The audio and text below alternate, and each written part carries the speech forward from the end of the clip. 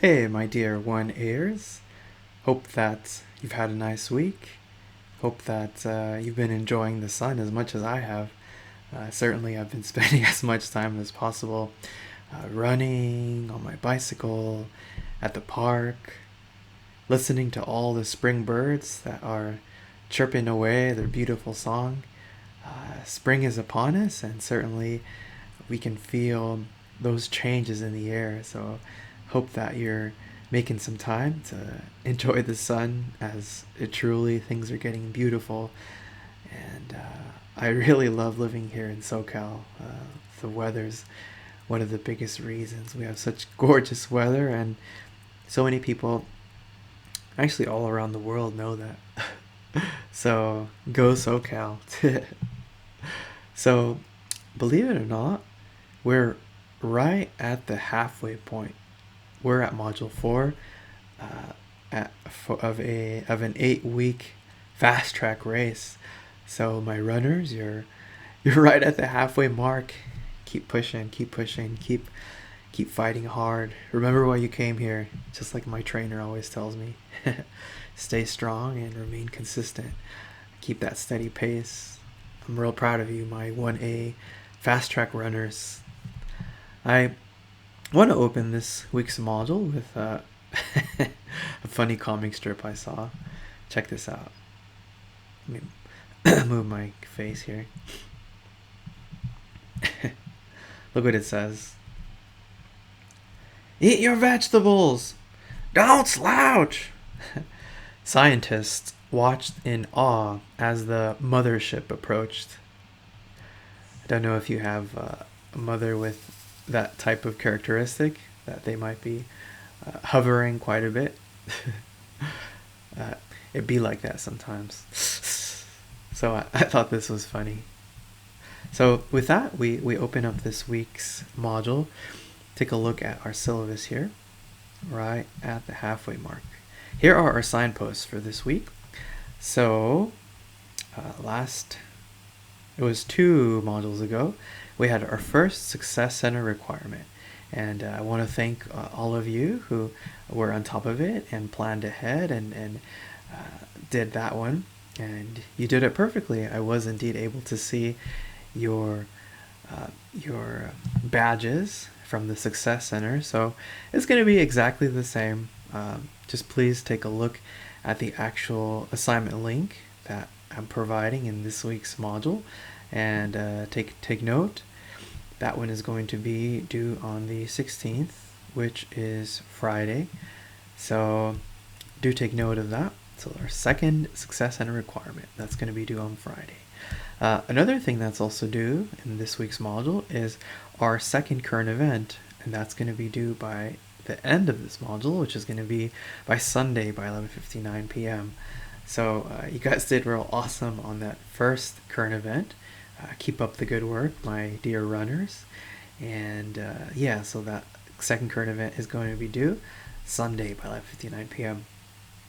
Another thing that we have, so last week we embarked upon the journey of textual analysis.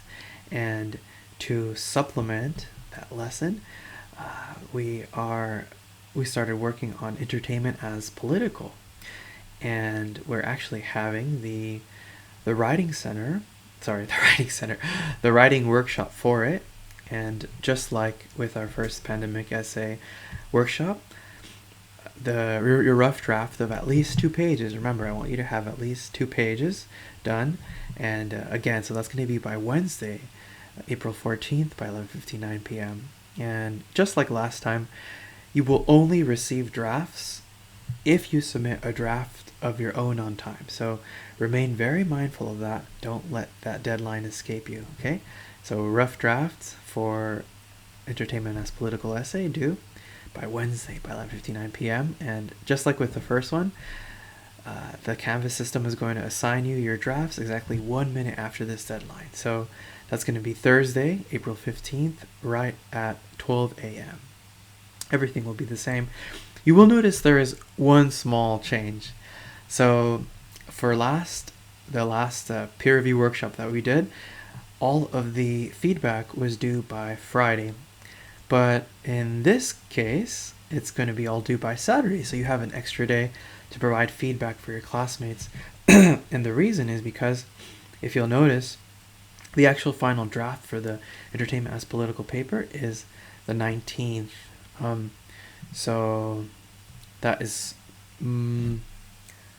so not this coming Monday, but the following Monday. So because the final draft is actually due here in the next module, then I gave you a little bit more time so you can offer feedback and offer more substantial feedback. And not only that, but I also took into consideration that you have at least those 2 days to really make the changes based on the feedback that you received. So you have an extra day here to submit all your feedback for this workshop. So do make note of that. All right, those are our deadlines, and let's go into our Canvas here, right at the halfway point. So for this first one, this picture book analysis assignment, I actually go over it in the other video that I'm including in this week's module, so do take a look at that. Here's the peer review workshop, and actually let's go over the questions. So everything is going to be the same logistically, but here are the workshop questions I want you to consider as you're looking at these drafts. Number 1, highlight the thesis in your classmates' draft. So obviously the thesis, so the thesis has to be grounded upon connotation, right? Which is to say that they're like drawing out maybe like a deeper message or something that they recognize indirect suggestions of to reach, right? Which is what the connotation of something is. And actually, I have this guide here, just like I included in my presentation of the prompt itself. Here's a really good model to build a thesis for this textual analysis assignment. Number 1, what's the larger message or theme of your artifact? So introduce the message, the theme, the lesson, the takeaway, right? Introduce it more largely speaking as a topic. Then, not only are you making it clear that your artifact reflects it, but also how does it reflect it? Remember, does it do it through the types of characters and the ideas that they represent? Does it do it through maybe lyrics in the songs? Does it do it through references to real life? Like, if you're doing a music video, what is it in the visuals and the lyrics that you see? So you need to make it clear just how your artifact reflects it, right? And obviously introduce your artifact itself. Remember, you want to be with as much of a focalized attention as possible. So rather than choosing, like I said with the last with my presentation of the prompt, rather than presenting the whole series of the original Twilight Zone, choose one episode of Twilight Zone if you're going to do that. Rather than choosing all the repertoire of a musical artist, choose one music video, okay? So what's the larger message or theme or takeaway of your artifact? How does your artifact reflect this? Are there any connections to real life that this larger message has, right? And then the so what, right? Why does it matter? The implications of this. So make that clear. So this is a really good model for a thesis for this particular paper. Okay, yeah. So we talked about it being sufficiently narrow. Obviously, they need to be saying something in their thesis rather than just summary. This assignment is not just summary, not just saying, let me tell you absolutely everything that happens in the Naruto episode that I chose. No, it's not so much summary. It's more so, here's the larger takeaway. Here's the larger message that as a viewer I'm left with. See how that itself is actual connotation? Because you did the work of textual analysis by considering what is indirectly suggested, right? So you don't just want to summarize, because that's denotation. So the thesis has to establish that, like what's the larger takeaway, how the artifact reflects this, how this connects to real life, and then obviously the so what, right? Answer the so what question, which is why this matters. Okay. So as you're seeing your classmates' drafts, if you're seeing places like in their thesis where they're just summarizing, then help your classmates out. This is a time for you to help one another out, as workshops are places for writers to speak with other writers about their writing. Okay.